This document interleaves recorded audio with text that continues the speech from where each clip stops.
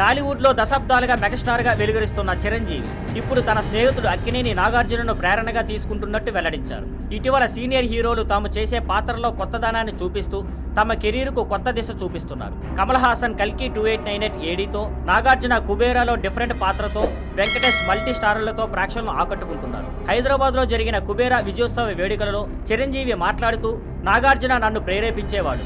ఆయన ఫిట్నెస్, చార్ప్, తీసుకునే డెసిషన్లు చూసి ఆశ్చర్యపడతాం. కుబేరాలో ఆయన చేసిన దీపక్ పాత్ర చూస్తే వయసుతో సంబంధం లేకుండా మనం కొత్తగా మలుచుకోవచ్చని తెలుస్తోంది అని కొనియాడారు. సినిమా రిలీజుకు ముందు నాగార్జునని అడిగాను, ఇలాంటి విభిన్నమైన పాత్ర ఎందుకు చేశావు అని.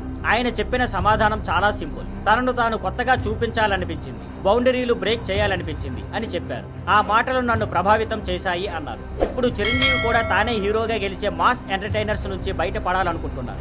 ఆర్టిస్టుగా ఛాలెంజ్ చేసే, భావోద్వేగంగా కనెక్ట్ అయ్యే పాత్రలు చేయాలనుకుంటున్నారు. ఇప్పటికే చిరు చేతిలో పాన్ ఇండియా సినిమా విశ్వంబర, అలాగే డైరెక్టర్ అనిల్ రావుపూడితో మాస్ సినిమా కూడా ఉన్నాయి. కానీ చిరు తీసుకుంటున్న ఈ కొత్త దిశలో ప్రయాణం ప్రేక్షకులకు తప్పక కొత్త అనుభూతిని ఇస్తుంది. నాగార్జున కుబేరాతో చూపించిన మార్గాన్ని చిరంజీవి అనుసరిస్తే ఇది తెలుగు సినిమాకే ఓ కొత్త ఫేజ్ అని చెప్పవచ్చు. Thank you for watching. Please like, share and subscribe.